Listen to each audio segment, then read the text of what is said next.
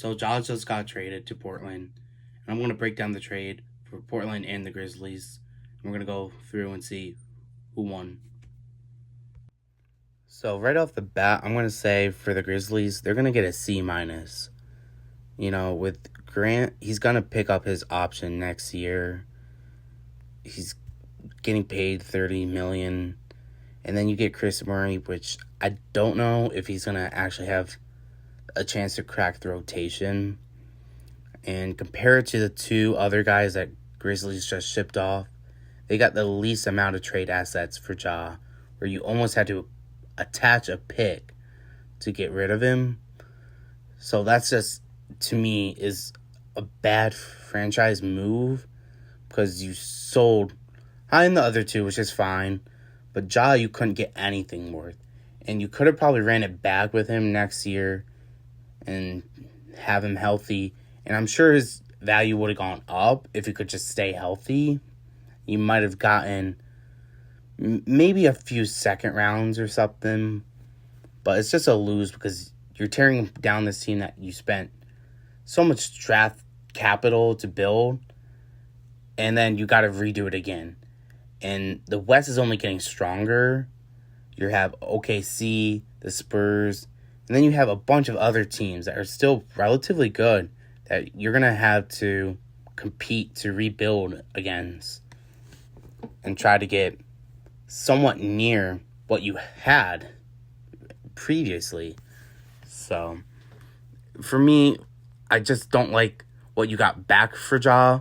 But again, were you really going to get much back for Ja with his injuries and his shenanigans that he's had? And then for Portland, I don't love this trade either, but they do add an all-star. I would probably give it a B minus. I'm assuming they're going to trade Scoot Henderson out. It just doesn't make a lot of sense to have Scoot and Ja. You have a lot of guard depth. And I think that needs to be addressed and see what you can get for Scoot. Because I think Ja can play with Dame, if Dame's going to even really play, which I assuming he will. And then you also have Drew Holiday. And you might look at Drew and also be like, he might be a tradable asset. Celtics might want him. There's some team out there that's going to want a Drew Holiday if they decide to go that way. But I would have liked to see Scoot play another year. He had a really good ending of the season.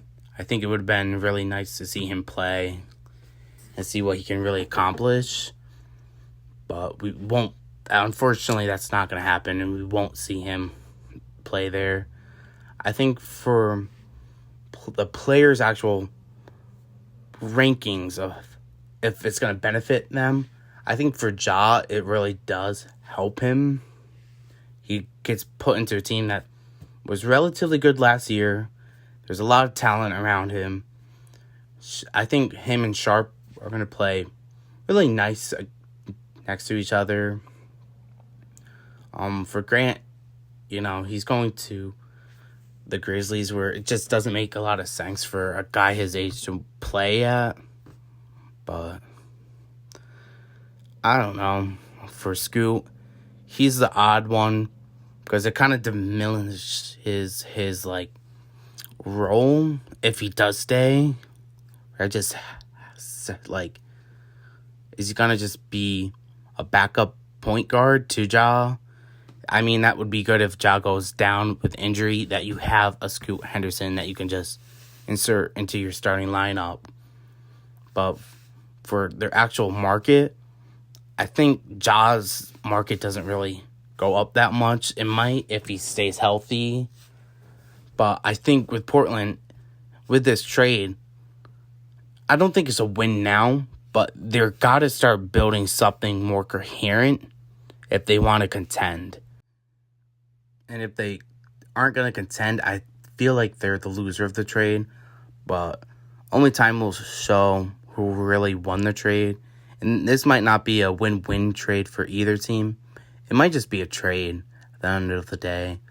You might be able to see Ja kind of get back to the point of being an all-star with the Portland Trail Blazers. But let me know what you guys think. Let me know who you think won or lost the trade.